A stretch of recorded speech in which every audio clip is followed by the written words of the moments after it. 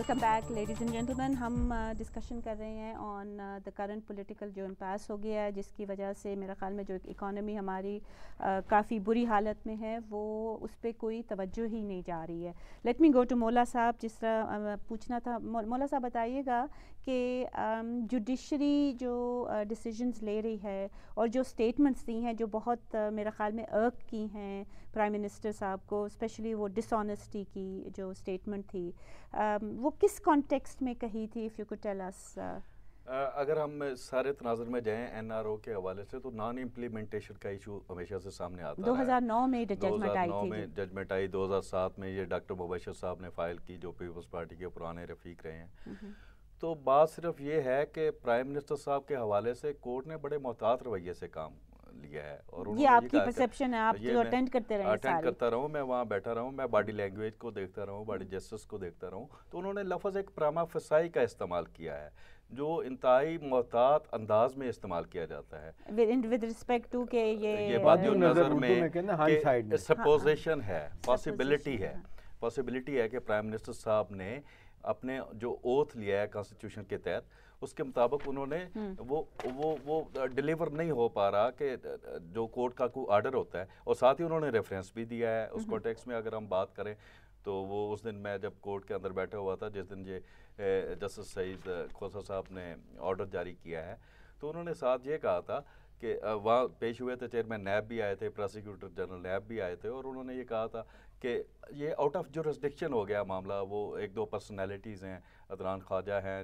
اور دوسرے ریاض شیخ ہے. جی وہ تو ریڈیکولس تھا نا کہ ایک میٹرک بندے کو آپ نے او جی ڈی سی کا لگا دیا. تو وہ اسی پہ وہ کہہ رہے تھے کہ اس پہ وہ، بلکہ نیب کی طرف سے یہ رسپانس آ رہا تھا، اور ان کی باڈی لینگویج بھی میں دیکھ رہا تھا، رسپانس یہ آ رہا تھا کہ آؤٹ آف جورسڈکشن ہے، نیب اس میں کچھ نہیں کر سچتا، جو ہونا تھا وہ ہو گیا. نیب بھی ڈیفائی کر رہا تھا. کورٹ نے کہا اپنے فیصلے میں بھی، آرڈر میں بھی، انہوں نے آپ کو پتا ہے کہ 6 آپشنز دے دیے ہیں. مگر انہوں نے 6 آپشن، میرے خیال میں یہ چیز لوگوں کو فوکس نہیں کر رہے ہیں کہ وہ جو 6 آپشنز ہیں وہ انہوں نے گورنمنٹ کو نہیں دی ہیں، وہ انہوں نے لارجر بینچ کو دی ہیں، اور لارجر بینچ ان میں سے ایک لے سکتا ہے، ایک سے زیادہ لے سکتا ہے، یا کوئی بھی نہیں لے. رائٹنگ آن دا وال ہے جو وہ گورنمنٹ کے لیے بھی ہے. دیکھیں نا، وہ کہتے ہیں اصل میں، سوری، 2 ہی اس میں بین ہے. ایک پہلا آپشن ہے کہ جی آپ یا تو جس کو کہنا چاہیے کنٹیمپٹ آف کورٹ صدر پہ لگے، پرائم منسٹر پہ، یا چھٹا ہے کہ جی اب تو صورتحال اتنی خراب ہو گئی ہے، الیکشن کروائیں، آپ کے پاس کچھ بھی نہیں رہا. جس پہ لوگ کچھ کرٹیسائز بھی کر رہے ہیں کہ جی یہ کام سپریم کورٹ کا نہیں، لیکن یہ کہ جس طرح آپ بتا رہی ہیں پاس اتنا کر دیا، اتنا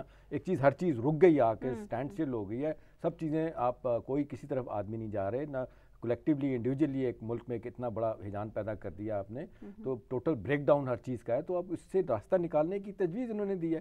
اب آپ کوئی نہ کوئی اس پہ تجویز عمل کریں. But Talat sahib, let me come to you. آپ تو آرمی میں بھی رہ چکے ہیں، آپ ان کا مائنڈ سیٹ جانتے ہیں. کیا وہ سوچ رہے ہیں اس وقت؟ Where would they like it to گو؟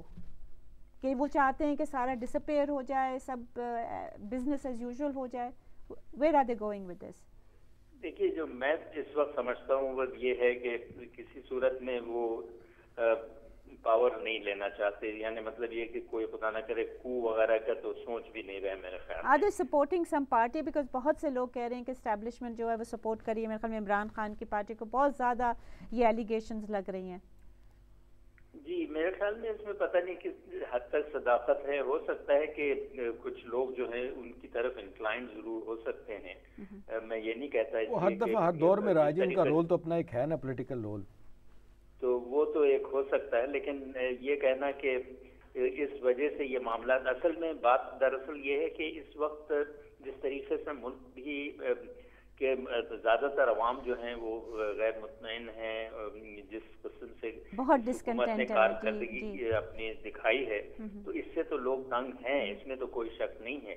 لیکن اس کے باوجود عوام بھی اور تمام سیاسی جماعتیں جو ہیں وہ یہ چاہتی ہیں کہ ایک جمہوری طریقے سے معاملات کو حل کیا جائے، اور اگر حکومت بدلنی بھی ہے تو وہ ایک جمہوری طریقے سے ہونا چاہیے.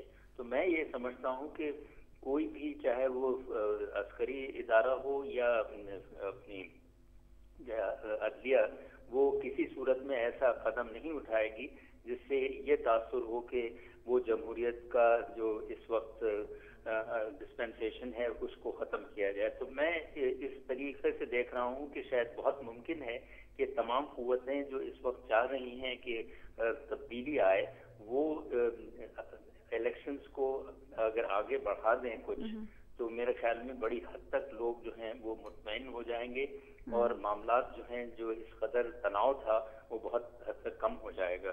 تو یہ ایک بہت اچھا راستہ ہے, لیکن دیکھنا یہ ہے کہ کیا پی پی پی اور اس کے جو کولیشن پارٹنرز ہیں اس کے اوپر وہ رضامند ہوں گے یا نہیں, اور اگر نہیں ہوں گے اور اسی طریقے سے حالات رہیں گے تو ان کے لیے بھی بہت مشکلات ہوں گی, اس لیے کہ گورننس بہت مشکل ہوتی چلی جا رہی ہے ان کے لیے. جی نہیں, یہ تو صحیح ہے کہ میرے خیال میں بہت لوگ یہ بھی کہہ رہے ہیں کہ پی پی پی بھی مان گئی ہیں کہ elections will be brought forward, مگر وہ چاہ رہے ہیں کہ سب سے پہلے سینٹ الیکشنز 2 مارچ کو, اب تو وہ تو اناؤنس ہو گیا. اصل میں مسئلہ انجم دیکھیں اس میں یہ, let's take a break, we'll be right back, don't go away.